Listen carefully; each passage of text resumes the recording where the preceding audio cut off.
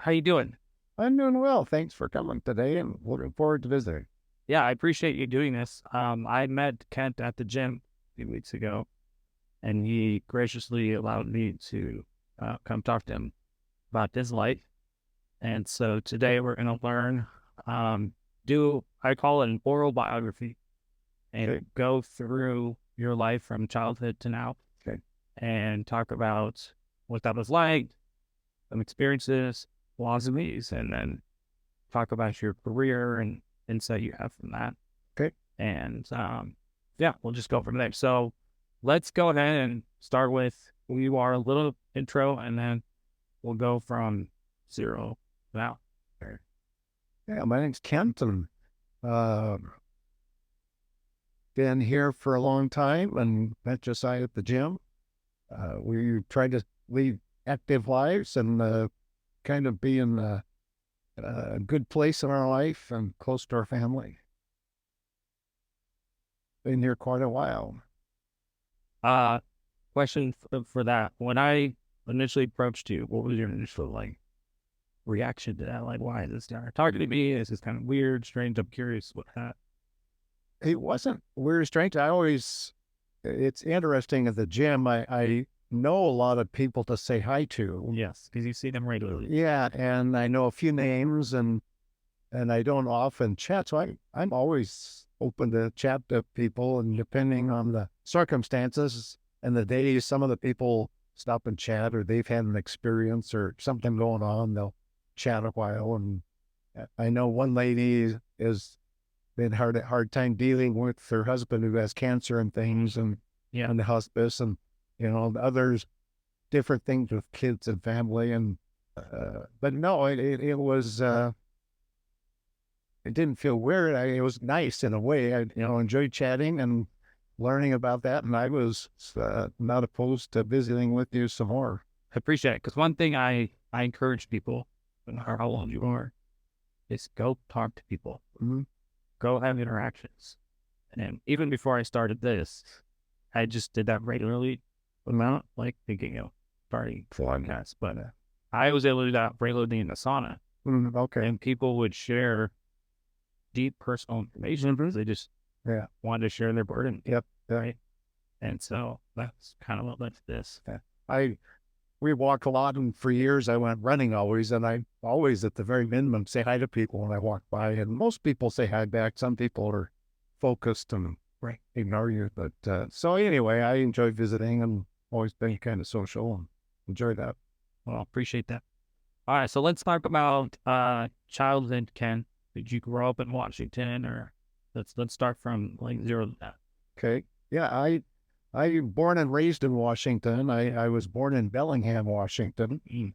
and my dad was working at the college there at Western at the time, and we moved to Edmonds when I was 4 years old, Mm.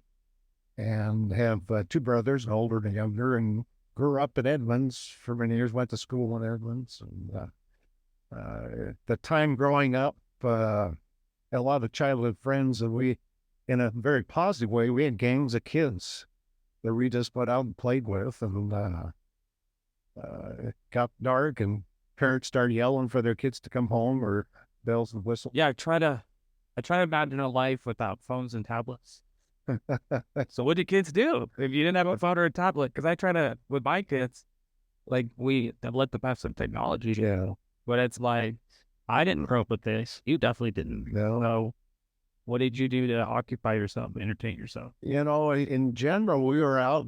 We were close to the water down in Edmonds, and it's the beach sounds cold, but Right. we were always down at the beach, particularly in the summer, Mm-hmm. and we'd played baseball. One of my friends, not too far down, they had a small pasture and had a horse. Mm-hmm. Plus, they had a pool. They had money too, and so I was down there playing a lot with the horse growing up. And one of my babysitters had a horse.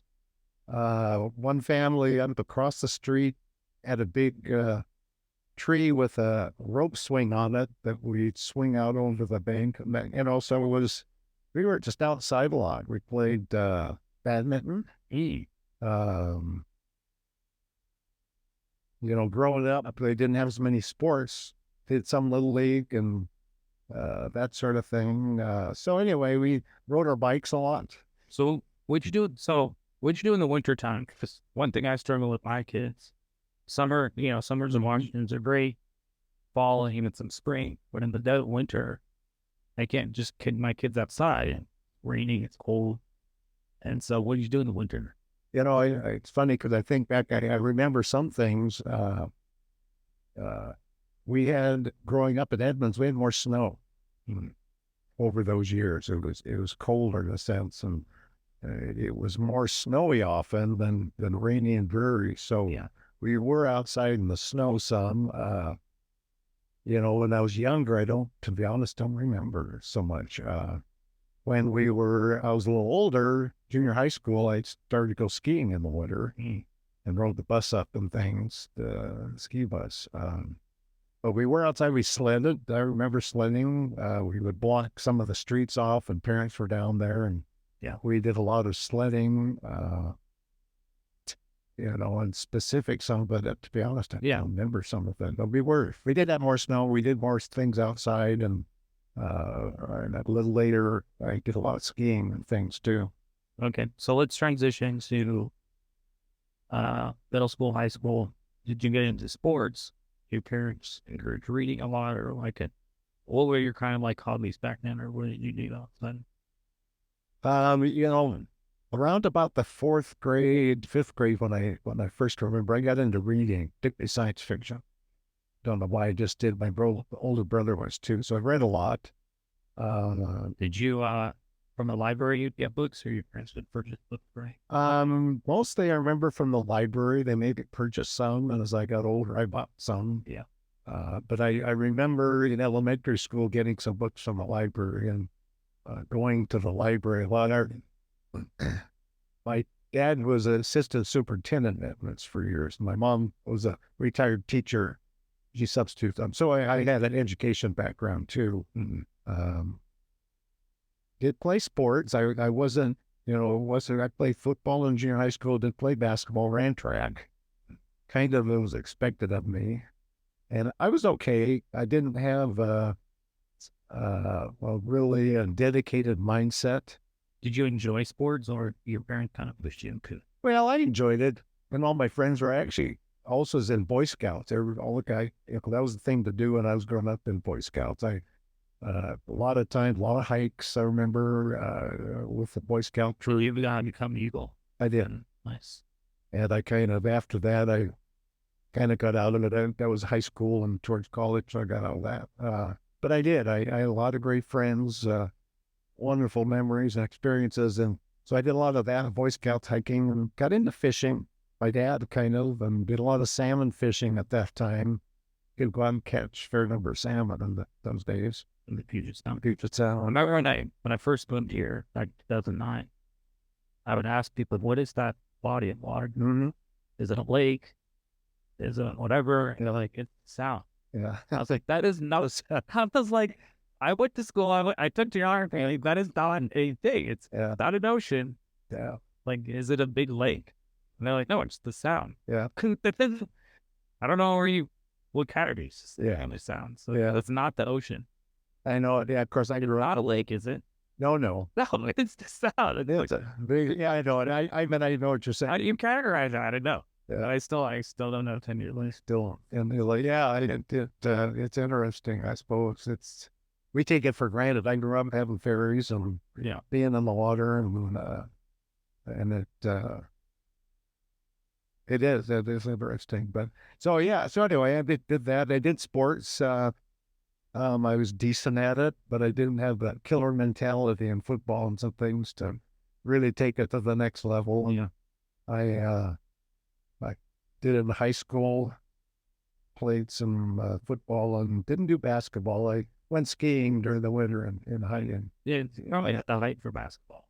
Oh yeah, I just didn't quite have the ability. I was okay, and I was smart enough, but I wasn't my thing so much, and I didn't care. So I did football in the fall and went skiing in the winter, and the coach didn't like doing that if you're playing basketball anyway. And then I did track in the spring, and Was there a particular band you liked to track that year? Yeah. Oh, again, I had a lot of friends. I did relay and The relays are fun. did little hurdles, did some long jump and some sprinting.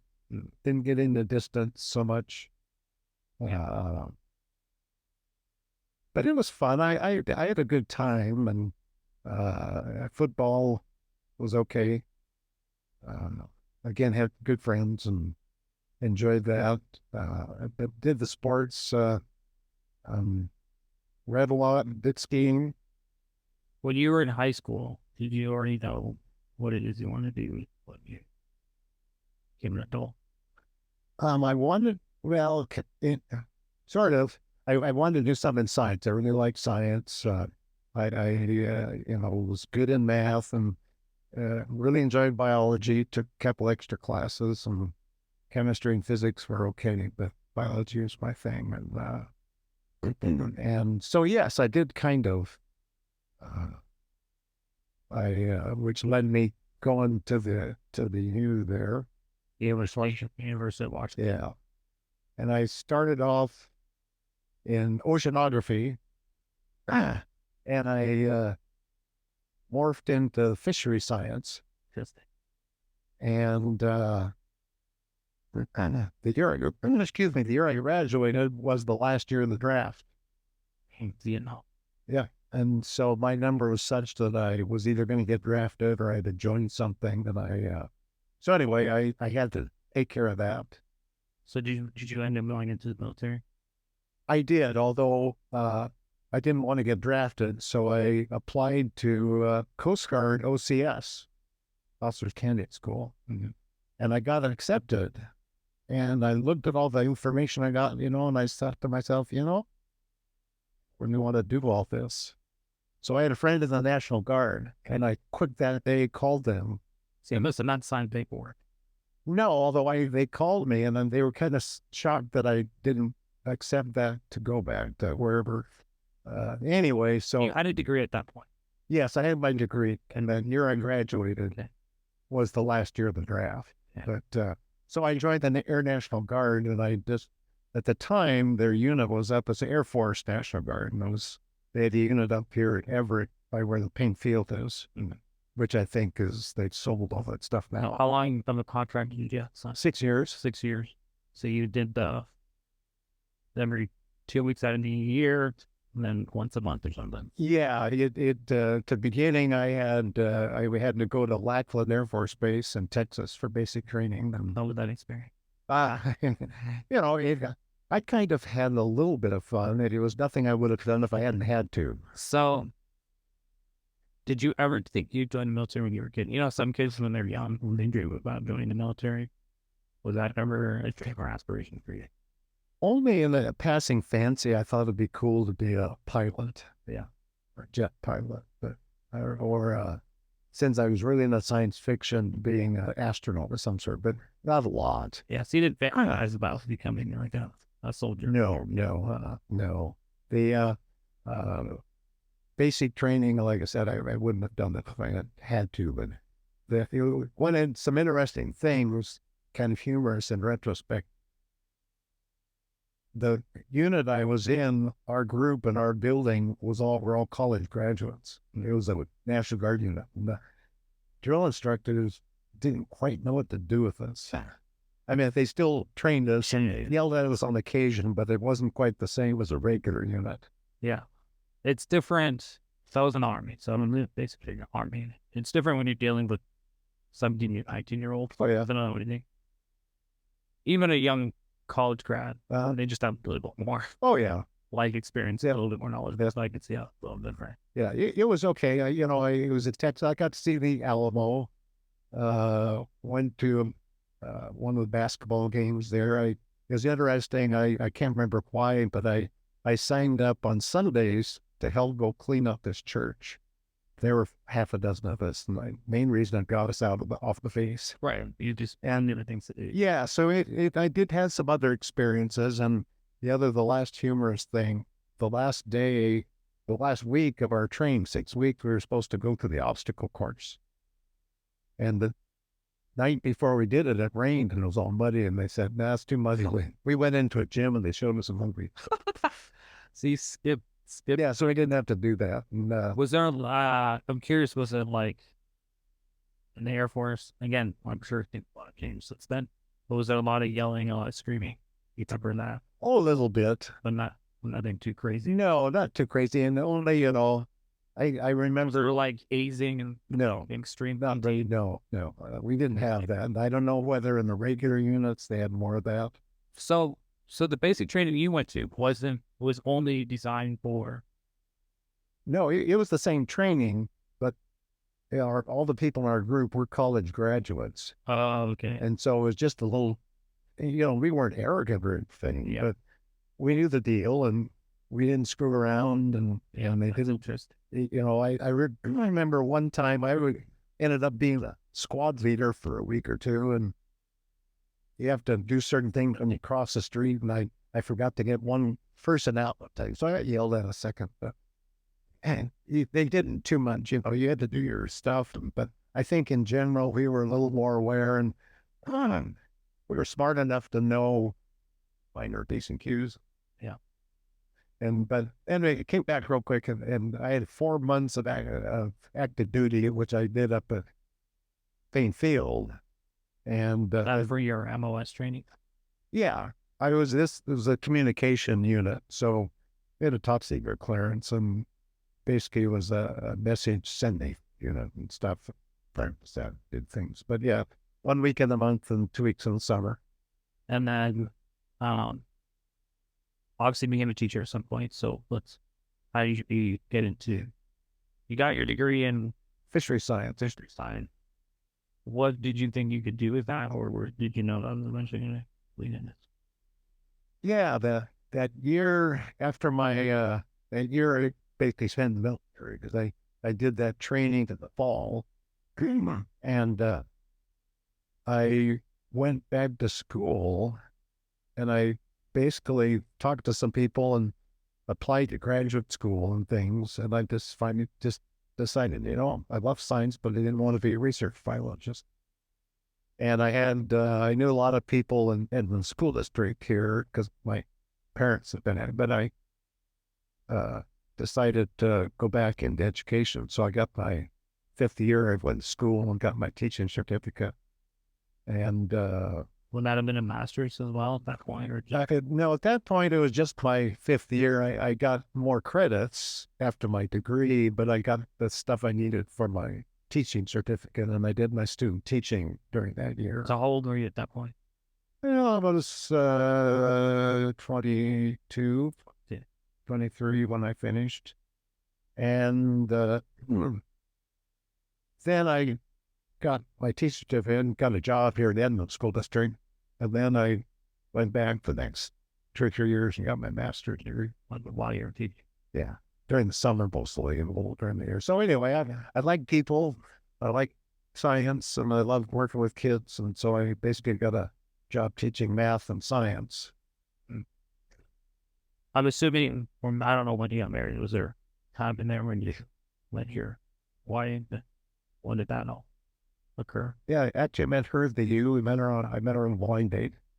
I was her sophomore, 1970-ish. But we got married a year after, in 73. So I was after I finished my military stuff, sort of. But yeah, I met her. She was on a sorority down there. Through my roommate, went out some, and we got to know each other and things. You know what they're saying today in 2023? How people meet each other. Apps. Oh yeah, I read that too. Read that. It's like they said 90%, which is kind of crazy. It's like you think young people would just be able to meet each other Yeah. without meeting an app. Yeah, I think a little bit of that I could be infected by COVID too. It's just some after effects of it, just the in-person stuff too. But that may evolve and change too with all the technology and things. But Yeah. it's interesting. So did you, obviously, email probably wasn't a thing back then. You had to write a lot of letters while you were at military training. Yeah, probably. Were you married at that time? Were you still No, we got married the year after. after then? Yeah, After? yeah. Had that done and organized, and we were going out then and stuff. And that's, I don't anymore. And a number of friends at the time that I met in the National Guard here and stuff, that, And at that, after you're done with your training, I think at that point was the war that you knew was ending, so you knew you were having to get deployed. yeah, although there were once or twice during the 6 years, I remember there were some concerns and they were never mobilized us, but militaries, I forget the exact incidents, but there was a couple of issues. I remember when people were a bit concerned for a while that there was some mobilization of active duty that might move us to a base somewhere, but never happened. But yeah, so that was the 6 years. Do you appreciate your time doing that, or you wish you wouldn't have had to? No. It was like I said, I kind of had fun, met some fun people, nice people. I wouldn't have done it if I hadn't had to. Yeah. But it was an experience, and it added to my plethora of things that affected my life. Yeah. And my wife gives me a bad time sometimes. I never really considered myself a veteran, but technically I am. Yeah. Even though it's the National Guard, it is a branch of the military. Yeah. Yeah. I mean, active soldiers, people who serve actively generally, found on the guys that were in war. Oh, yeah. There's always that Yeah. rivalry there, but, whenever it came to war, I'm sure. Yeah. Oh, yeah. A lot of National Guard units were actively fighting in places. Right. So as they were getting deployed, just the mention. Oh, yeah. National Guard, Special Forces, they were getting, activated. Yeah. So, so we got into teaching, and then, so I did some research yesterday, to just for the listeners to also learn from, just the teaching profession in general. And so what I found was there are just about 4 million teachers in America. And what's interesting about that is 75% are women and 25% are men. So if you're single and you're a man, the teaching profession is the odds are you'll a single woman or women. Mm-hmm. So that was interesting. There's not a lot of teachers, but what for someone that's getting to teaching now, and I want to talk more about your teaching career, but if someone's getting teaching now, what's one thing you wish you would have known or you understand now that would have been helpful to know for someone that's thinking about becoming a teacher? Maybe they're in college or late teens and been like, hey, this was one really useful information that, could have saved me, whatever. But I understood that sooner. Well, that's a good question.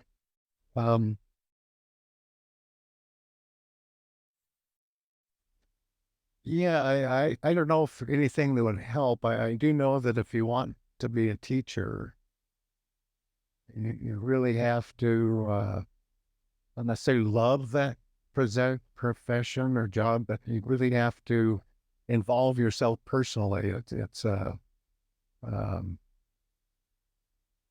way you think. I mean, it's a good profession. It's a good job. You make money and decent benefits, but you're not going to get super rich by doing that. But it's I guess my feeling it's really a rewarding profession, and you have to involve yourself. So what would be, well, let's rephrase the question, an avatar of like a certain characteristics that you think would make you a better teacher versus someone gets into teaching, does it for 2 years, realize, I hate it, I shouldn't have done it if I would have known. So maybe let's rephrase it to like, hey, this is, again, there's all sorts of different personalities, all sorts of different things, but like, hey, here's a good potential advocate for someone that is thinking of getting into teaching versus doing it for 2 years. Yeah. And absolutely has realized they need it. Yeah. Because I'm sure you've seen some of them teachers come in. Oh, yeah. Try that for a couple of years and you're like, yeah, sorry. Yeah. I guess a little bit of its, attributes. You need to have patience, and you can't take some of it personal. Yeah. And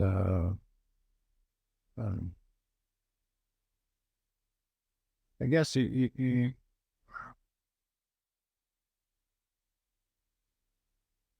I don't know. And then that's in a way, a tough question, but you gotta have patience. You can't take a person. You have to be there. Yeah. So now let's rephrase it a little more. The teachers that did well, but instead of a theoretical, how long were you a teacher?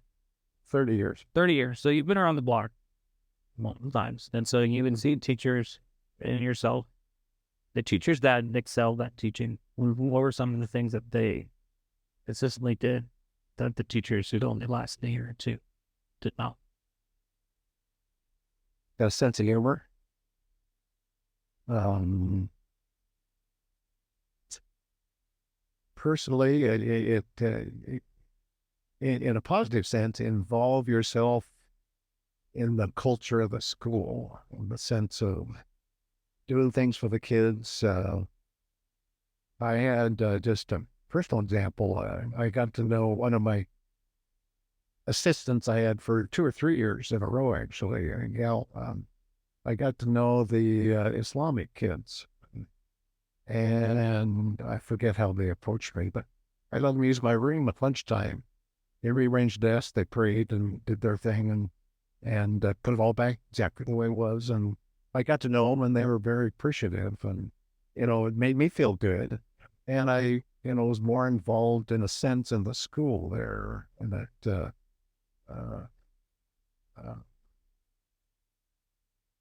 and the sense of humor, I took, a lot of teachers laughed. I took a class by a teacher that did the same class every year in the Northwest area.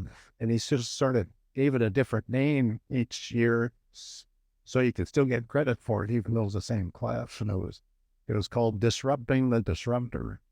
And it gave you tools to, when your kids came into your class, you kind of got them off their routine of being a jerk or something, and more into what's going on in the class. And it was just humorous little things, But the whole issue of humor and being involved in caring about your kids without going overboard and stuff. But that was just one of the things that, I always laughed and just made class more fun for me. That translated to the kids. They got that same feeling too, that it was fun. I love teaching math and I tried to get them to learn it correctly, but I wanted to have fun too. Yeah. So what age group did you teach? Specialize in? Mostly high school, 9 to 12. Okay. And I did general math to calculus. Okay. Mostly. I did middle school for a few years once. How was that? Did you learning? Like, I enjoyed that. I in my teaching career is a moment when I just needed to be away from the high school. I was out. And there was an opportunity for me to switch with the teacher to the local middle school. And so I did, and I knew people there, and I knew some of the kids. They were brothers and sisters, the kids I had, and they it was it was fun. You don't, in middle school you don't teach quite as much subject matter, but deal with emotions and a little bit more. But it was fun. I enjoyed it. And then after 3 years, I was opportunity arose to go back to high school. I was ready for that too. So worked out. yeah. So, as my kids get older, and I would say for the kids, work with them for a long time. Had a lot of interaction. Yeah. Yeah. So what's, has my kids, I guess, my oldest is sixth grade, but, what's like the mindset of middle schoolers that you would see or I think there's another question I'll ask later, but I guess it's like the mindsets of the middle schoolers versus high schoolers as far as I'm sure you saw progression of there's just their learning capacity in there. Yeah. Or it sounded like you wanted to make sure it's not just about learning the subject, but enjoying the subject and having fun. And I think back to my teachers, and I had a really good my science teacher. Mm-hmm. He loved science. Mm-hmm. Because he loved science, that love was them. You could see them. So I still remember his name, Mr. Cranston. Yeah. And of all my teachers, I remember a lot of the things we had with him because he truly enjoyed it. Yeah. And so I was in the Philippines. And so, we had a pet snake. We had probably other animals. Yeah. Last year, I don't know if you did that in America. Yeah, they do. We went out on a trip in the ocean, collected fish, Yeah. put them in an aquarium. Uh, But number one is he loved it. Yep. It was for him. He was like a child playing a blinger. Yep. Yep. And for me, it's like if you want to be a teacher and you want to be good at it, Yeah. you should probably like it. Yeah. Because if you don't, if it's just a job, if it's just the paycheck, I don't know. Yeah, those are the ones that don't succeed. Yeah. I don't have fun. They're not having fun. Yeah. Yeah. No, I agree. That's kind of what I was trying to get across to. Yeah. I just wanted to say too, real quick, that one reason I wanted to go to science, I had a couple of science teachers in high school. I just remember some fun things. By one particularly, his name was Ed Lever, Dutch origin. And he grew up there when the Germans were there. And they moved, and he had some harrowing stories. Anyway, Yeah. I just loved that they had a good time. We had some fun times. And then when I was in high school, my education was a little different. I was in Bangladesh. And so I remember I was trying to take chemistry. And I was learning it from someone whose English was a second language. So you're trying to learn this. So she was Filipino. Again, I love Filipinos. I lived 4 years or 7 years. And so she was in Bangladesh. English was clearly her second language. She may have liked chemistry. I don't know. I think she enjoyed it. Yeah. But like, A, she had an accent. Yeah. B, you're trying to teach me what I thought was complicated stuff But in a language that isn't your main language to people whose English isn't even their main language. Mine was at that time. But it was just like, so my high school years, especially 9, 10th, and 11, I didn't quite get the education I would have liked. Just because it was unique. My senior year was a lot of fun. Sure. Because by then I had already accomplished all my credit. I had a lot of fun my senior year. But I do remember that especially my middle school teachers, the one Elisha, this Sunday, she loves math and science. I think to me that's a huge. You want to get into teaching anything in life. Yeah. Hopefully you enjoy it. Because I think you're impacting the next generation. Yeah.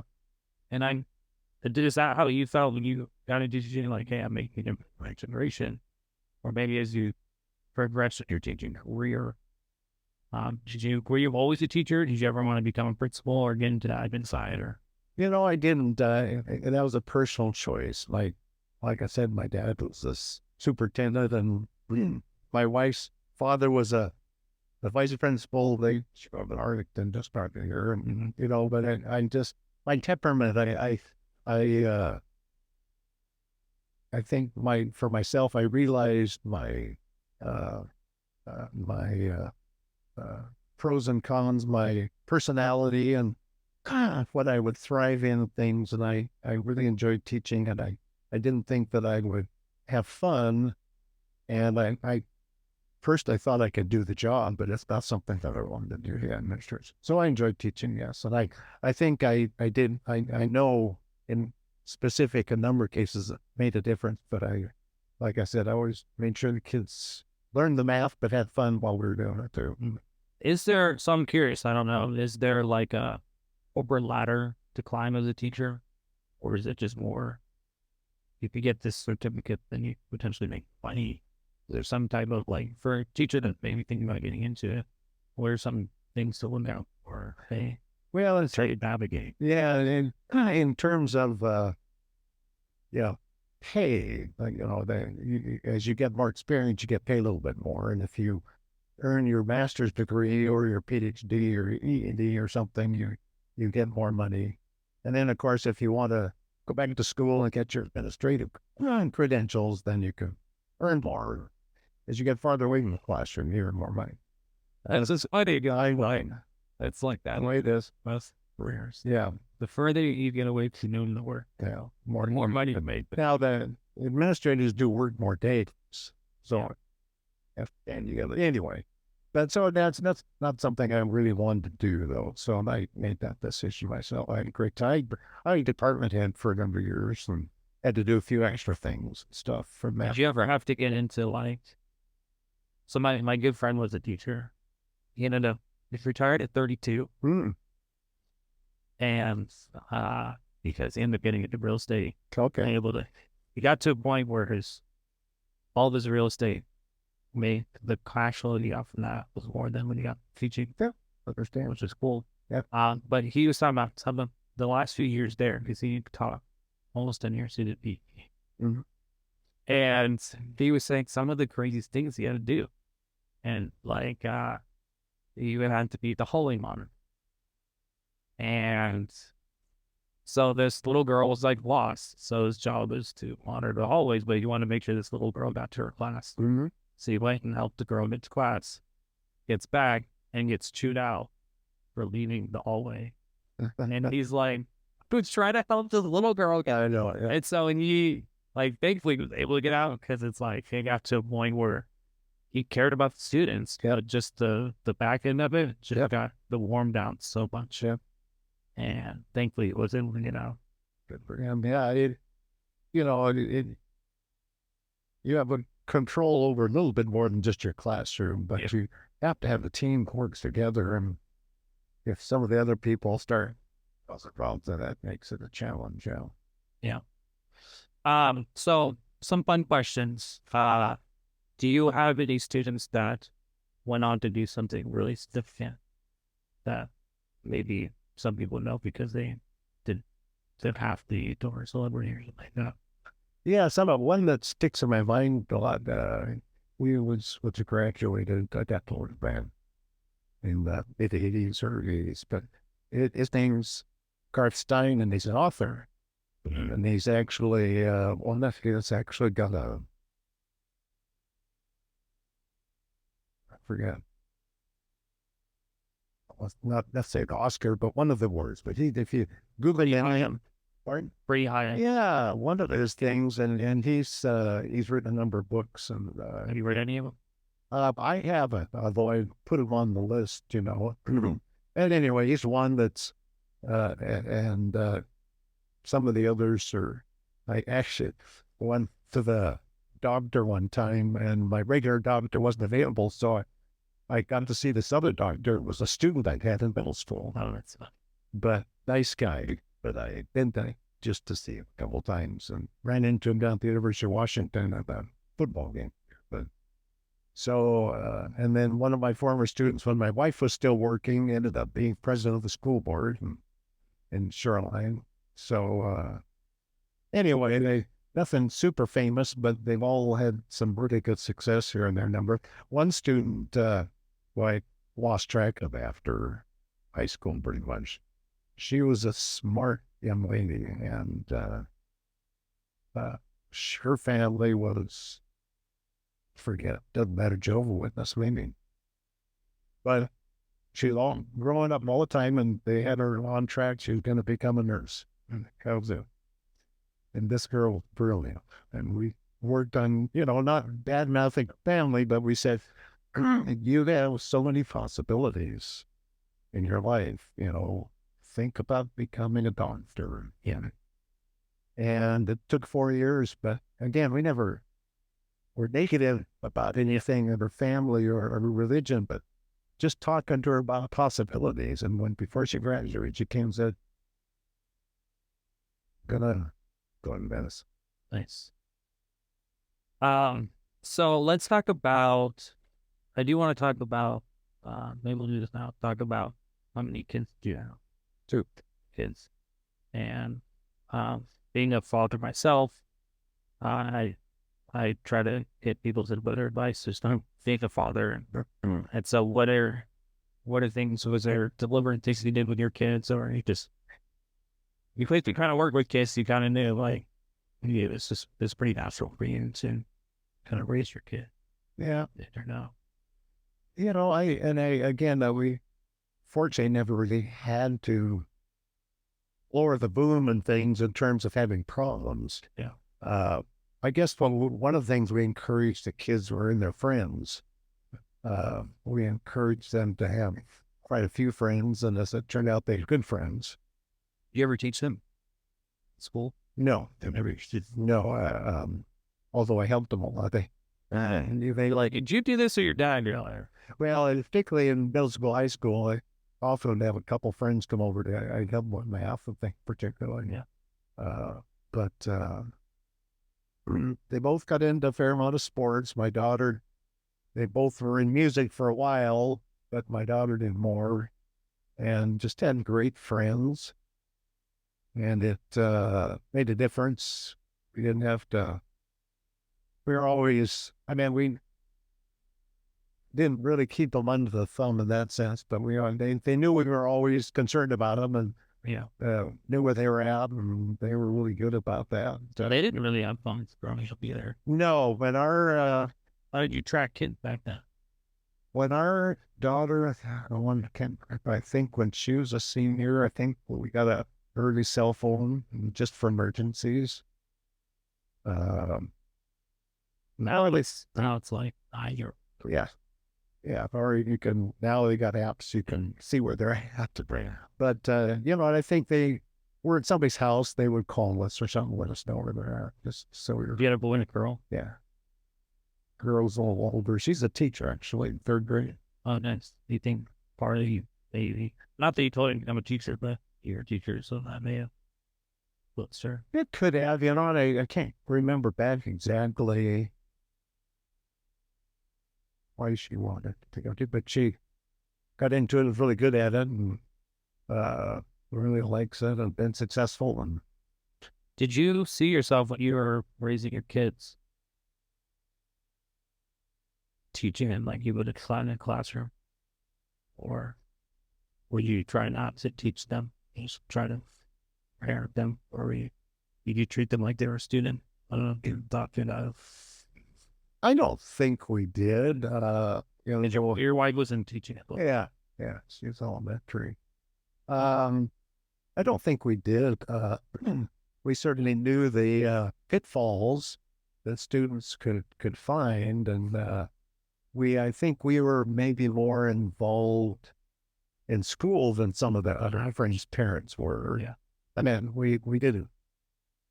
I mean, maybe only once or twice did we ever call about something, but we always were at conferences and we always were involved and volunteered. PTA still a thing. Yeah. So let's talk about that. Let's talk about the progression. I know you've been out of the teaching world for a little bit, but I'm sure when was the last year that you teach? Well, actually, last year I taught was 2004. Okay. And maybe it's gotten worse since then, but over the 30 years, did you see a change in students and the type of product you would get once they got to middle school or high school and you're like, something's changed or altered, or do you feel like, no, students have been relatively the same? I'm curious what your thought is on that. Because I have my own personal feelings. Like, I think in general, kids are less respectful of adults than they were even when I was a child. Like, if an adult talked to me, a lot of respect, definitely didn't talk back. Yeah. And I just assumed they were correct or right. I talk to kids now, and it's not that way. No. They talk back, don't respect you. You're not my dad. Not listen to them. So I'm wondering if you saw some of that change from over the time of the teaching. When I was teaching, I don't remember too much of that. I think I agree with you. I think that's gotten more so, particularly recently. And I think it's a sad comment on our society. But I think some of that varies between communities too. Where I was teaching in Shoreline, North Seattle, much more of a higher percentage professional families, middle class and up more than otherwise. And so you get a little different product out of that when you get into school to an extent. But now I think even that is, I think there's more, whether it's technology or a society attitude or something. But I don't remember seeing so much. They were individual students. You're always going to have that and have some things going on here and there. But not so much.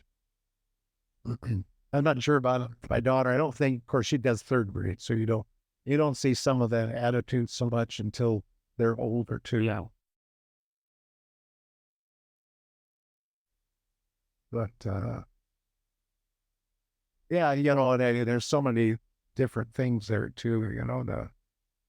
That's an attitude, but the the mix of backgrounds and students too is so much different now from after I retired in terms of Hispanic and uh, Black and things, which is all good. Yeah. But you just have more mix, which is, I think, a good thing. And that. So I thought, So another fun question: did you ever have a class at the beginning of the year where you're like, "Oh no, this is the adventurous class"? not that I remember, to be honest. Yeah. What'd you do with the kids that just did not want to give them a program? Did you ever have students like that and you knew were going to be difficult? Well, Yeah. I, not too many. By the time I'd been teaching a while, you develop another persona. But You know how to people respond. yeah, well, and people know who you are once you've been around a while, and you've had brothers and sisters of some of the students coming in. There were a couple of them. I've only remember a couple that just were bad things. One student was he had some not disabilities, but he was development challenged a bit. A black kid, which is here there, but after the third time, he told me, "Fuck, oh, sorry, fuck you, Mr. Porter." I said, "Clifton, I'm sorry. You gotta go down. You gotta leave." I mean, I didn't jump and yell at him. I just, it's time to leave. And then the vice principal at that time, which is here there, but she had a conference with her, and she said, "Can you just not hear him?" Anyway, And she did. So she just want to know. well, he had some challenges. Why, but that's been around. Yeah, he had some challenges, but anyway, I'm sure it's way worse now. that was a special case. But anyway, then by and large, I didn't really have too much of that. There, in terms of personally, Yes. because I had experiences, and I had a history with a lot of the kids, so they had their moments, but I didn't really have huge major issues. Yeah, I mean that. So my kids are homeschooled, and one thing he said was, "Make sure your kids hang out with other kids," which they do because they're involved in sports and stuff like that. But if I take my kids apart, and there's middle school or high school kids, the language I hear from these kids Oversuch. Yeah. today is Yeah. it's so absurd that it's like I have to be careful because I want to try to protect my kids from here from that. Oh yeah. Yeah. Very different today than Yeah. even when I was a child.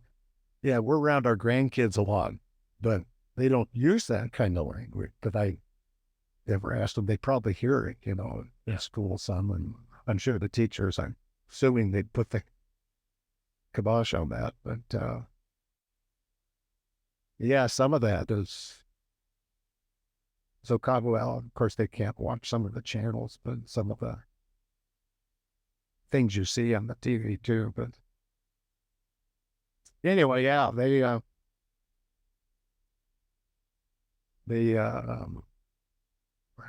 we don't. Well, we watch a bunch of different stuff. That's different, whole different topic TV shows. But I'm just gonna mention, which is totally different from what we're talking about. We went on a trip to Croatia this fall, Oh, interesting. and How did that come about? well, You with your wife? yeah, we went on a tour. That was a vacation then. Yeah, we tend to travel fair amount. But How did you pick that place? well, we have we've gone on a lot of Rick Steves tours. I don't know if you know Rick Steves. He has an office down in Edmonds, but he has people from all over the country and world, and mostly European tours. We've gone on 6 of his tours, and we've met some people we've been traveling with sometimes. And but we own some stuff with Marriott Company, and we thought, Playing a timeshare? Yes. We own some decent weeks plus a lot of points. Like a timeshare. And we knew they offered tours and things. We never done one. So we were looking at all the possibilities. And, we've been to Italy and Spain. Croatia's on the east side of the Adriatic. And, we really like it's supposed to be beautiful coastline. So anyway, we did it through various, company was Colette. And we did a tour there in October. And because we only see the country there. 7 nights of it was on a small ship. How was that? They were 120-foot ship, 8 crew or so, and there were 30, I forget, 34 people. What was from the cruise plus our tour guide. It was fun. We had a great time. Beautiful islands. There's like 1,500 islands part of Croatia, and only 4 million people in the country. But one of the made me think about TV shows. I don't know if you've ever heard of or watched Game of Thrones. I have. And we hadn't watched it, knew of it. But the whole second season was pretty much filmed in Croatia. Okay. Particularly what's the city of King, whatever the main city is, the old town of Dubrovnik is where it was filmed. Anyway, they have gift shops, tours, and all kinds of stuff dedicated to Game of Thrones. Did you ever watch the TV show after that? We came home to watch some of it, and where I was going, we're talking about language. I said, never seen so much blood and nudity in some shows. We watched a little bit, and we kind of got into the second season, mostly to see some of the scenes where they filmed that stuff. But Croatia was beautiful. But there's so much about Game of Thrones there. Yeah, let's pivot away from education. I find this interesting. So, were you always into traveling? Did you travel with your kids, or is this something you did as youth? Yeah, we did travel. Of course, we had both teachers. We always had summers, usually, and if we were going to school. So we had a chunk of time to do things with the kids. And we had, for quite a few years, had a small tent trailer. So we did a lot of quasi-camping and went to Lake Chelan, Eastern Washington. We went to Yellowstone Park and did a number of things, yes, as they were growing up. When they got off to college, we started doing a little more. My wife kept working. We got to go into Hawaii. Your kids are like, why didn't you do that stuff when we were? Yeah. Well, they've been with us a number of times since then. But so yeah, we've Hawaii. We've gone to we own a couple weeks at a resort in Kauai in Hawaii, and then we've traveled to Palm Springs a number of times. We've had friends that go down there in January or February, and then we started doing the Rick Steeps tours. Some. What other places did you do? We've done Italy, and I've heard it's, how because I've never been there. The movies and the pictures make it like some of sound, but like France is really dirty, or like Paris, dirty as in like ugly. But the pictures you see make it seem like it's pristine, really nice place. So did you get some out when you got to these countries? You do some research, and you realize, oh, I thought it was this, but it was really this. Yeah. Right. We've been on tours when we've gone. We've got guides and stuff, but Paris, we've been to Paris several times, and parts of it it's such a big city, and London too. There are parts that are, in a sense, they're kind of. So what do you do on these trips? Well, in like Italy, like the Rick Steves tour, we're usually in a particular place for a couple nights. Then you're on a bus to another place, and with Rick Steves, his tours, we have a guide, and part of the time you're with them and getting a tour and learning about things, and they always give you some time to be on your own. Are most of that on these your age group? No, they're probably range. There's more people that are probably retired age and 15 above. Than younger, but there's always some tend to be some younger folk. Uh, I mean, it sounds interesting because it's like if you just go travel somewhere by yourself, you may not know. Yeah. Stay as soon to go part of an organization. mhm. They can kind of cater to. Yeah. You know, think about transportation, food. Yeah. Before Gym. before we had kids, I forgot the summer before we decided we wanted to have kids, we went 6 weeks to Europe. We had our backpacks and we hopped on and off. And we were 2 weeks in England and then 4 weeks on the continent. We just kind of went from place to place and got a flavor.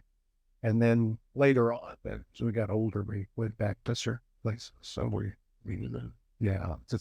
But Italy, yeah, it was, the tours, you learn a lot of history and you learn some of the facts and you get taken into places. But we always had time to go explore on our own too. And we started up, it just saw some beautiful places. The places we went were not huge and weren't dirty. And we, up by not Barcelona, Milan and Lake Como and the Alps, and ended up in Rome and Spain. We did learn some fascinating things here and there, and between history and things they do in the country. And we did Ireland. Loved Ireland. Love to go back. And to learn the history, the Troubles, Northern Ireland, and all that wasn't that long ago in the scheme of things. Yeah. Yeah, a lot of history I learned is just if I watch a TV show or movie. Yeah. That's how we learn. Like Oppenheimer came out last year. Yeah. Before Oppenheimer, no one really knew him. Yep. Yeah. No one really, common people really didn't think about the atomic bomb. No, I know it. And then Oppenheimer came up and now he's a household name. I know it, yeah. So like there's a guy I like to listen to a lot of radio. He's like, yeah, whoever controls the media as far as like movies and TV shows. Yeah. That is how we learn history now. And it's maybe not the most accurate version of history, but it at least gives you some idea of what inside the playing. Some people go on then and want to dive into it more as a result of that. Yeah. The one of the last tours we did before Croatia a year ago, we went to the Basque region, southern France, northern Spain, and we went early to Paris. And the city of love, like they said. There's some interesting places. Why did they even call it that? I don't know. Somehow the French, we've been to the Louvre. We've done a lot of the stuff. So that time, one of the main things we did, we hadn't done before, it was a long day trip, but we went out to Normandy and saw a lot of the World War II cemeteries and beaches things. Yes. And as a result of that, we came back and wanted to re-see some of the old films. Yeah. Where they filmed some of the longest day and Saving Private Ryan. Some of those. And the one thing we hadn't done before too, which is not that great, but we went down the catacombs underneath Paris. They piled all the bones from all the cemeteries from people that have been buried there and built these tunnels. But yeah, one thing Europe has, I've been there, and really old structures. They have history, nothing like we have. Yeah, we're 200 years old. Like we have houses that are 100 years old. They're hundreds of years old. Yeah, that's a fascinating thing. People kind of chuckle about get tired of seeing cathedrals, but they are fantastic and they are beautiful and they are historical. And we went to, it's been 10 years, so we went to Boston, that's fascinating too. That's our history there in Boston. It's not just same as European stuff. So anyway, we've done a fair amount of traveling, and we're actually later in the spring with this same group we got to know one couple from Nashville, two guys that live over in Cookville, and another guy in Seattle, and a couple from Mercer Island, but we're going to southern England and then Scotland. That's this year. Yeah. But how long is that trip for? Well, the tour in southern England is 10 days maybe, and then one day, and then we're going to Scotland for 6 or 8 days.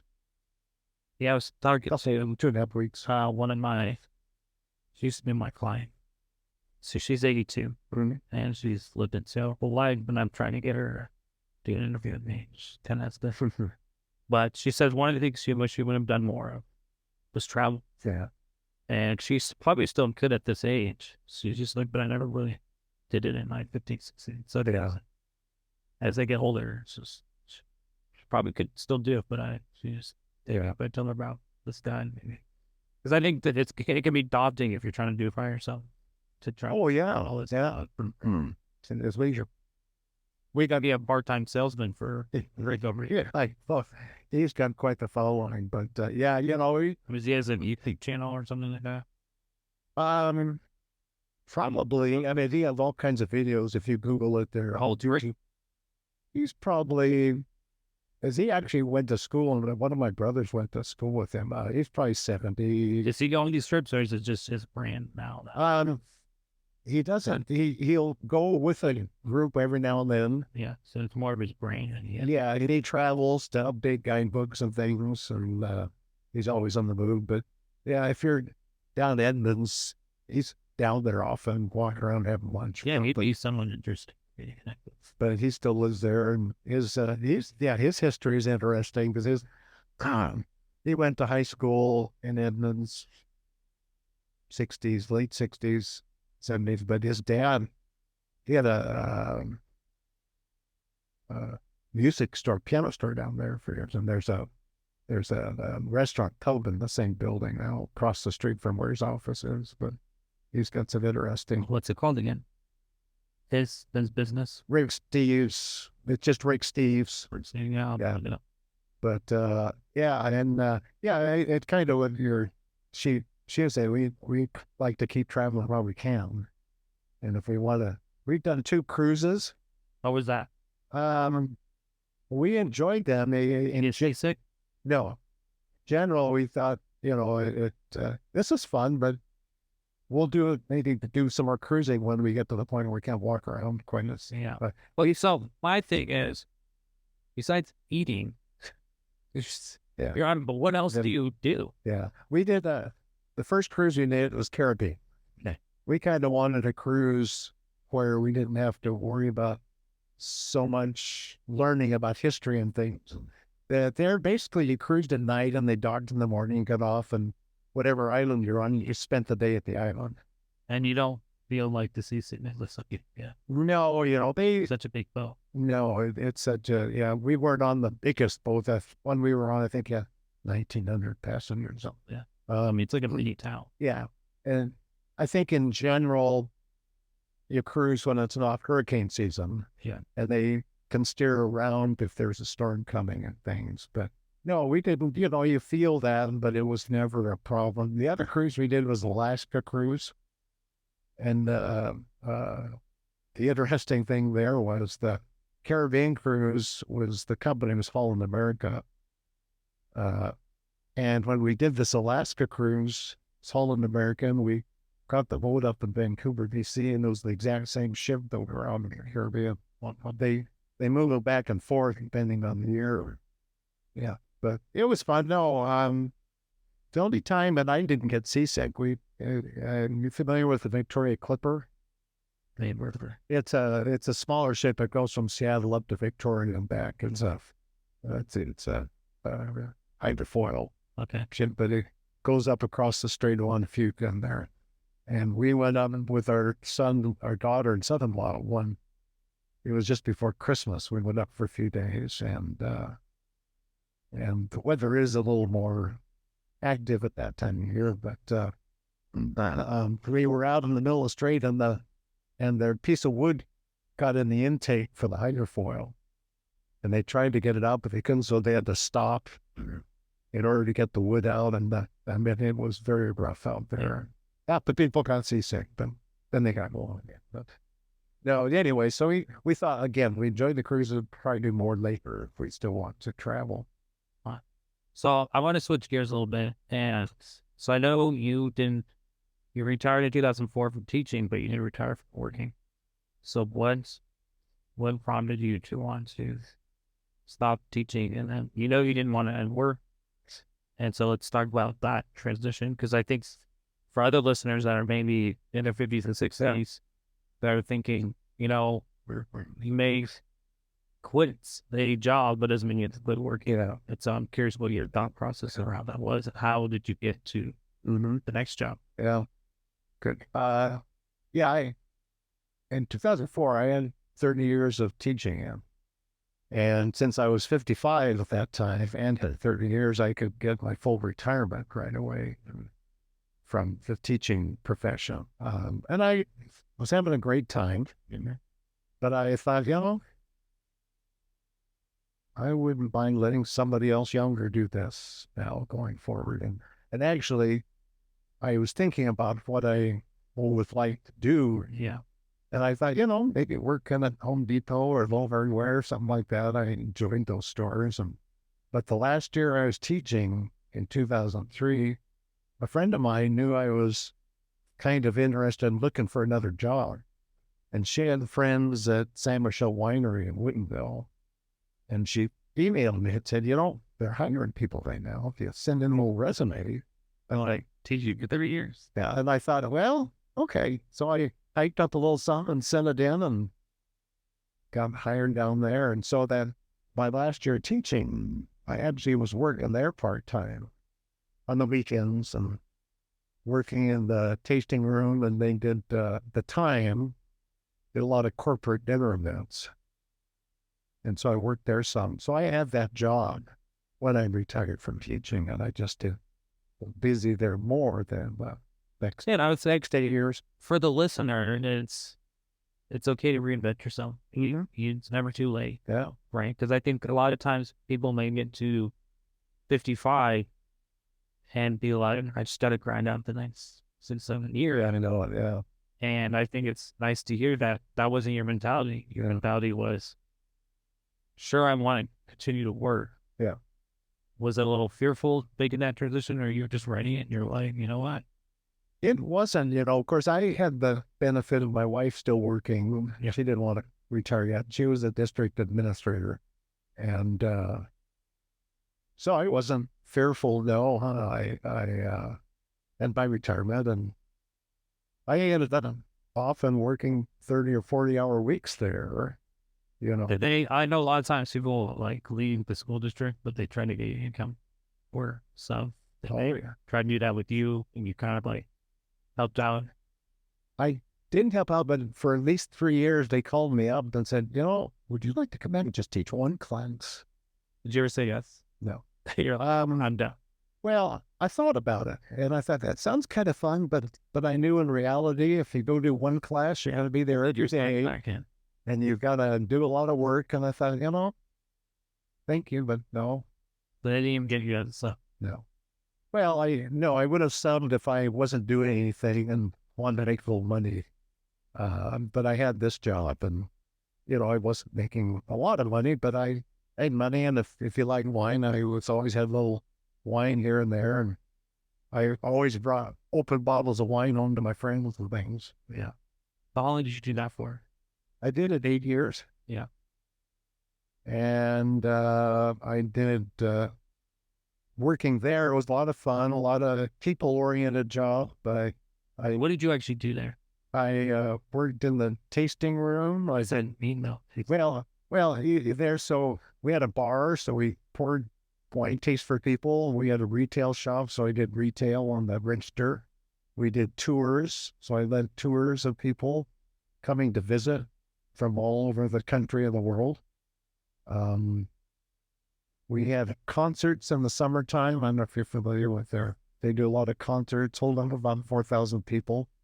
And so we'd have 20 to 30 concerts. So did you have this transition to what time you worked at? It wasn't like a 9 to 5. So, no, it wasn't. Each week they put out a schedule, and so you knew whether you're working in the wine shop or. And you like that, because yes, I had the flexibility to do that. Yeah. My wife was working. We didn't have kids at home. Yeah. So I could work at night. Sometimes it was night for an event. Yeah. Go in at 5 and get done at 11 o'clock or something. I enjoyed that. Yeah, it was quite a variety of things, and I liked the people. And in the summer we worked the concerts. We were out there doing different things. And after I'd been there 2 or 3 years, sometimes I worked in the cellar. I got my forklift license, so I could drive a forklift sometimes. Nice. Worked in the stock room. And we also helped sometimes in cellar with the wine making staff. Just Did they name wine then? Yes, they did. They basically made all the white wine. They don't anymore, but they did. So anyway, yeah, I was job there, and I retired from there with, unbeknownst at the time when I retired, I ended up with a little pension every month. Oh, really? Free wine the rest of your life? Well, yeah, and I did retire. I have a lifetime employee discount, so I get 50% off on wine. It's like, if I ever need wine, Hey, if it's a San Michelle brand, I can help you out. Nice. But so anyway, yeah, it was a lot of fun. And then I retired there. My wife retired. That's when our first grandson was born. We helped raise them. That was another chapter of our life. Yeah. Question about that. Just maybe you don't know. Like, I don't know much about wine or alcohol. You know who Gary Vee is? Gary Vee. Yeah. So he runs a media company worth several $100 million. Okay. But he got his start because his dad owned a wine shop. Okay. So I like listening. He's well known. Like now he's a YouTuber. Okay. Like it's part-time hustle. Uh-huh. Which is funny because it's like it'd be like Bill Gates. He's not the wealth of Bill Gates, but it'd be like Bill Gates running Microsoft, like something a little side YouTube. Because a lot of times people think of Gary Vee as a YouTuber, and he's like, no, I actually run this multi-billion-dollar company.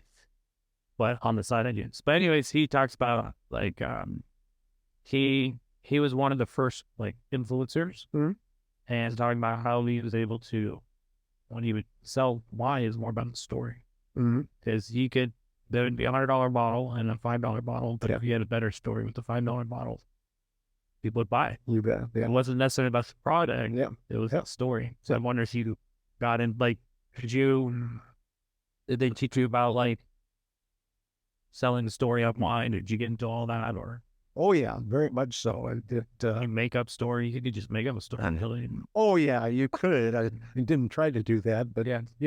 sometimes you need to tell them up front. The story is what you heard, and it may not be exactly true, but oh yeah, and then the story of Saint Michel wines is fascinating, and just some of the history of wine and how it came about. That's one thing that was fun too, to learn all that. When I got hired, they didn't necessarily want some knowledgeable whiz about wine. They wanted somebody that had some interest and learned a lot along the way. But yeah, the story I tried to tell people too, that it's not necessarily about the product so much as whether you like it or not too. The story and why you like it. Yeah. Why are they able to charge what they do for this stuff? Because it's like, does it really cost that much? Yeah. Like the product, like it's like clothing, right? You go buy a $300 shirt, and I had to teach this with my kids because they like basketball shoes. And that's like, thankfully, we don't have to go buy $200 shoes. Because kids grow up fast, so you But it's like, what some of this wine, like, probably cost them $3. Yeah, they're selling them for like $250 because of the brand. Some of them, You're like, I'm just not a big wine drinker. Yeah, something I'm gonna put my money into, but I know a lot of people are into that stuff. Yeah, some of it, I always tell you because my wife doesn't really, she doesn't care for red wine, but if we have certain food, she'll have a little bit because it really is good with certain foods and things.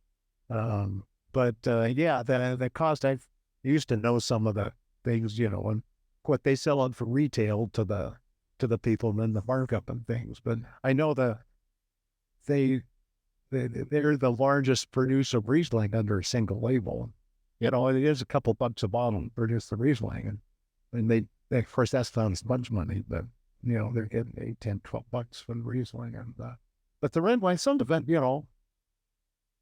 I mean, there's a certain argument because it takes 2 or 3 years to make that bottle of red wine before it's on the market. So that time spent is going to cost a little bit more. Yeah, yeah. Oh, yeah, there is a cost. It's not free. And then some of the red wines, of course, they're given ratings. You know, you get a 95 or 100 point bottle of wine, they're going to charge. Yeah, so but it's all relative too. You know, you're not necessarily going. I just told people you're not necessarily going to like that bottle that's $100 better, but there's reasons why they charge it or give it a higher score. Yeah. That doesn't mean you should buy it or don't like it better though. All right. Few last questions for you. I'm 18 to 22, starting my adult career life. What are things that you did that you consistently did over time that helped shape your life? Like, was there particular books, philosophy, things that you did that helped shape you to become who you are today?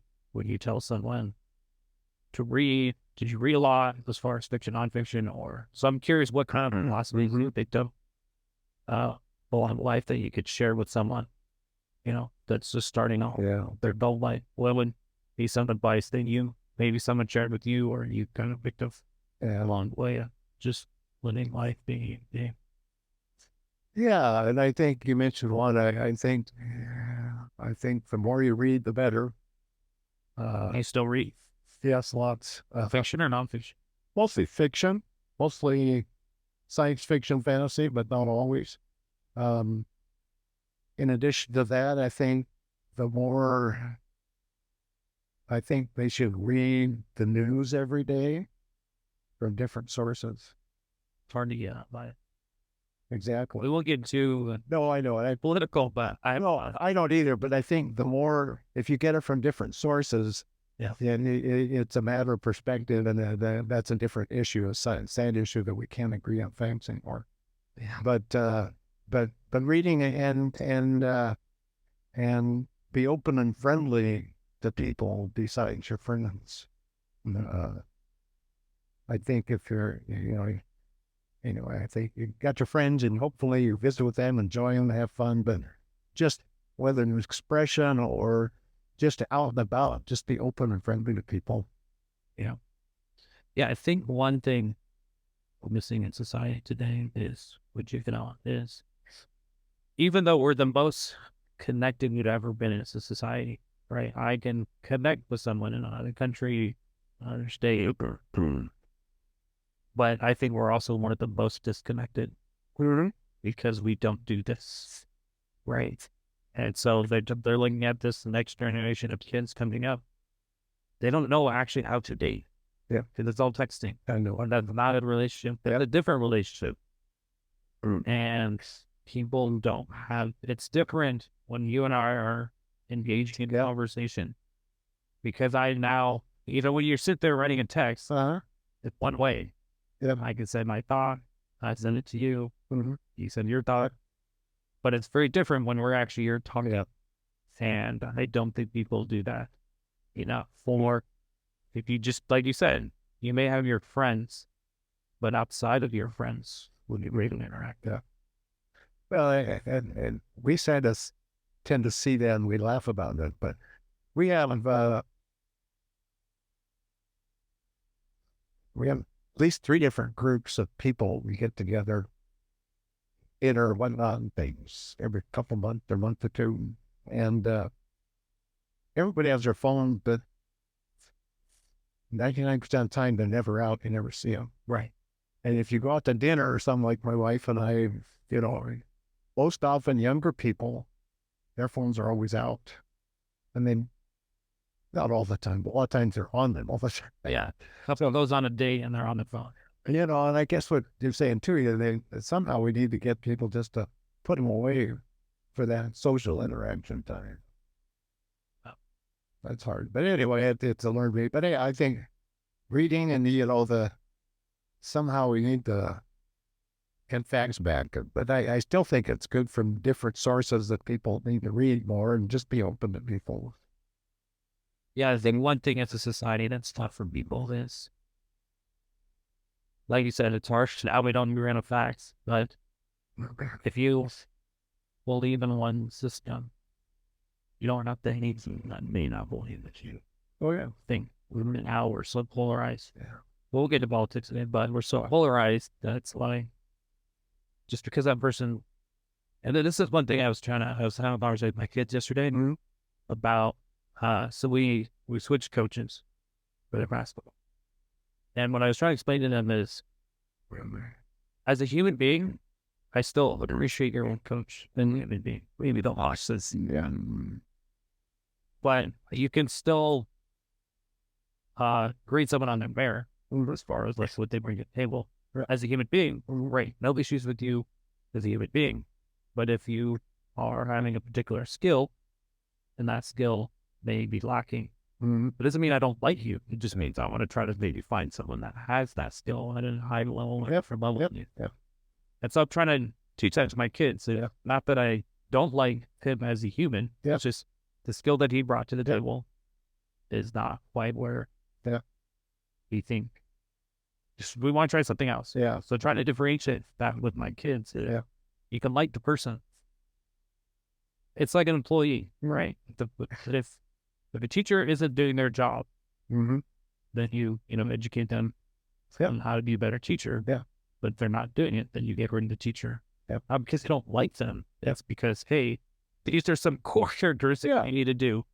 And I think in society where we just completely discard the person altogether. And, try to cancel them. So just because of that one thing, because their whole life is, I agree. and so that's one thing I try to impress upon my kids. So I've been hearing your life story. It sounds like you did pretty good. You're pretty happy with the way the life turned out. What does like an average day look like for you now? Were you always into exercise? Is that something you picked up later on? And then what do you see for your future? I guess I've always been active. And Like, did you go to the gym? Like, when you were a teacher, did you go to the gym? no. When I was teaching, I actually got into running and did play some basketball too after school staff. But got into running and did that quite a bit for How far years. did you get into that? How far did you run? How long did you run? I got to the point where I was 25, 30 miles a week. Did you ever do races? I did some. Most consistently, I did some 12Ks, and I did one time a half marathon. I thought that's enough of that. When was that? How old were you when you did that? Decade? What decade? Probably 40s. 40s. Were you trying to hit a particular goal or time? Like kind of a... Yes, finish. It is. No, it was actually Mercer Island half marathon. I was going with some other guys. I finished. And I didn't have your time. Didn't have to. I was just a little under 2 hours. So, Nice. And then I did in Spokane. There's a 12K that I did a number of times. Bloomsday. And it was at the time one of the largest races in the country. They had in the heyday, it was like 50,000 people running. Anyway, but I was for the 12K, I was 7 minute mile, so I did quite well. I did, and then I just kept running. I didn't do many races. Milk Creek had their short 1Ks, 5K or something. That was always kind of fun. And I still remember one time, this isn't about running and time, but I was running and some gal was just off my shoulder and she caught her toe and stumbled and was falling, and I grabbed her to keep her from falling and lifted her up and got her running again. And she found me at the race, I think. So anyway, so back to running a long time. And Why did you run though? Did you think it was healthy for you? You enjoyed it? Yeah. Here's why I asked this. I I haven't lived that long. Mm. I'm not 18 to 22. I'm 35. The reason why I ask is my nephew, and I think there's maybe a lot of people in this boat. They're starting out life now. I've always enjoyed exercise. See, no one has to tell me to go exercise. Right? Sure, like sometimes I'll wake up and it's a little chilly. Right? We had a cold weekend, and it's like, oh, I've been being more fun stay in bed. But ultimately, I enjoy it. Yeah. I'm talking to my nephew, and he's like, Josiah, I don't like exercise. I just don't like it. And so I would argue, like most things in life, if you don't like, you're not going to do, Mhm. right? Like my mom tried to teach me piano with 3 different teachers. Yeah. I just didn't like it. So eventually I'm just not going to do it. Yeah. Yeah. But there is no real health consequences for me not learning to play piano, Yeah. right? And so with exercise, it's like, well, even if you don't like it, you should probably still do it. And so now it's like, okay, community. You went and did the race with other people. Yeah. You had mini goals. Yeah. And so for me, I try to tell them, well, stack it with other things you maybe do like, Yeah. right? So you don't have to go run marathons. Yeah. I've done marathons, I've done halves, I've done all that stuff. Because I just simply enjoy it. Yep. But the person that doesn't, Yeah. I'm trying to now, okay, how do we help these things? Because again, most things in life, if you don't like, you don't do. Yeah. But exercise, science would argue, pretty beneficial to do, Yeah. whether you like it or not. Worthwhile. Yeah. So I'm curious. Long. Well, yeah. So I'm curious for you, having lived life, did you run because you think it was healthy, it was beneficial? Was that like the main part of it, the reason, or you just enjoyed it? Both actually. As I think back, it was beneficial, and I knew it was good for me. Got my heart rate going and kept my weight down. Yeah. But I enjoyed it. I love people, but I Did like a running crew that's enough to do. sometimes we did. There's a group we ran with, but a lot of times around here I'd ran by myself. Although I often would go at the same time, so I would kind of like in gym. I saw the same people often. Chat, I said hi, but I like the time alone sometimes too. Just think, and I would go different ways so I could see things. Whenever we went on trips, I would go out running, Right. just to kind of explore and find new places. But it was good for me. It benefited. I saw the pluses, but I enjoyed it too. Yeah. And kept doing that, and haven't run for a while now just because my knee was sore. So we walk a lot. Yeah. Walking and to the gym. It's a struggle to get out the house sometimes to get to the gym, but I like it there. What made you transition to the gym? Only incorporating that into your life. Probably since I retired, and even just before, we were going to a different gym. With those Gold's Gym now, 25, we used to go there. And then when you get the Medicare age, you have silver sneakers, so it costs us nothing to go to LA Fitness because it's with our health insurance plan. Only health insurance base? Yeah, it's kind of through Medicare health insurance, but yeah. Whatever, most people know that. I don't think. They should, if they, like I said, I think it's at retirement age or Medicare age, the insurance should say that. And Silver Sneakers is the program. And a number of the companies do that, have that benefit. But, I'll tell people that. Yeah. Hey, if you don't want to pay, someone else will pay. Yeah, some of the insurance companies have that. I think they have that pretty much out there because part of that, that's a different issue too, but the companies want you to be healthier, less money out there for them. Yeah. So do you, when you first started lifting, did you follow a program or I see you normally stick to the machines. Yeah, I think I get lazy. It's easier than go do the free weights. When I was down at Gold's Gym there, I actually, with a gal we knew, I did a year of training. She kind of gave me an idea. Yeah, of the things I should do. It actually gave me a diet plan because I wanted to lose a few pounds and put a few more pounds of muscle again. You recon. Yeah. for that year in particularly. And with her, I worked out for like an hour and a half. And I'm lazy and just didn't know if I wanted to work that long of a time. But anyway, it was good though. And then, we did, down there and got up early when I was still working the last couple of years. They had a spinning class early and that was a lot of fun and good workout. Yeah. But, so yeah, I did that and learned more about the machines and crack form to do it and worked with her that year. And, but I tried to do enough variety down there to get most of the muscle groups. And my wife, she had little issues with her back and some things and stuff, but she usually did the classes, but had them for a while Yeah. to get back into them. I try to not convince, but try to show someone, a young person, the benefits of exercising as a lifestyle. It seems like. Yeah. I've said go to gyms, I've meeting people that honestly believe in some of that. Yeah. But yeah, I think for me, I think it's a worthwhile endeavor. Whether you do it or not. But again, how do you convince someone to do something they don't like?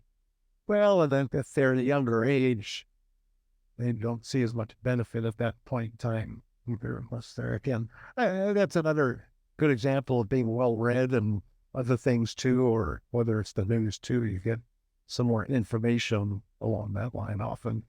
There's always information out there about lifelong benefits of exercise and diet and things. Yeah. Without getting carried away. Yeah. Well, I appreciate you doing this. Is there a particular question I didn't ask you that you think, man, well, really, we covered a lot of ground. Yeah. Well, I appreciate it. Thank you so much. Thank you. Sarah, I'll see you more at the gym. Yeah, we get there off and on regular. We're gonna be gone here a few times. We're going to Phoenix in the month of February. Oh, fun. And have you guys ever thought about retiring? Because I'm sitting in because you have family here. You don't want to go. Yeah, we have. Again, we made a conscious effort, a decision a while back, and we have friends that have a vacation cabin or house somewhere else too. And we invested some money in Marriott, and we've just decided to go that route and stay at Marriott places for a week or two or longer, rather than have one place to go to. So I do have a question. Oh no, I wasn't at this point. No, I thought maybe your wife was there. So my question: I've been married 13 years. How long have you been married? 50 years this summer. Congratulations! You got we got matching tattoos actually for the heck of it. I watched a video yesterday about what tattoo does to your skin. Anyways, that's all right. What's the secret? What are the 3 tips of having a good marriage? It's not divorce is so high now, but it's yeah, people don't know how to stick together that long. Done, unfortunately, of course. And communicating. I think communicating before you're married, and then we have some common interests and likes and dislikes. Did you guys, once you were married over the years, did you guys ever read marriage books so you could try to, we should do this, or go to counseling? Because I think counseling is a thing now. People try to do that. We did it one time. Yeah. I think it has benefits, even if, it's not necessarily something you have to do or anything, but, yeah, books and things and communicating and talking about the kids, sharing experiences. Yeah. Yeah, 50 years, that's a long time. My parents, I think, just did 50 years. Okay. Now most people can't stay married for. Yeah, it's hard to say. We have a lot of friends that have been around the block and things married wise, but I know it is. You read it, it's amazing. Yeah. There, there's sad and frustrated sometimes. If there's all kinds of issues, but some people get so incensed about 2 women or 2 men that happen to love each other. We have this nation where half the people are divorced with traditional marriage. Anyway, that's a different issue. There was a frustrating. What my last question to you is, what do you think about the future for yourself? Or what are your thoughts? As are you like you have a goal? I don't want to live to 120, or you're like, you know what? I've enjoyed life. Now I just appreciate it. Yeah. Each day. Because I asked my neighbor 79. He was like, I don't have any plans. I'm just ready to. Well, There's things that you're still like to accomplish yeah, or see. I'm grateful for today. I'm one. I don't care, I guess, how long I live. If after I don't live, I won't care. Or Yeah. on the one sense, but I would like to see my grandsons, grow some more and develop and see where they end up in life. So I guess I have some goals there to survive and do that, and uh, don't necessarily see myself staying here in this house forever. But yeah, I say the future. There's a future where you won't be here. well, probably, like I said, our grandkids are out up the hill. We like it here, and but some point in time, and I love our place, but I get tired of taking care of everything. Yeah. And you don't hire anyone. We hire some. Yeah, we have somebody take care of the lawn, and about every 2 or 3 years, we have a company come in and Yeah. trim the trees and things.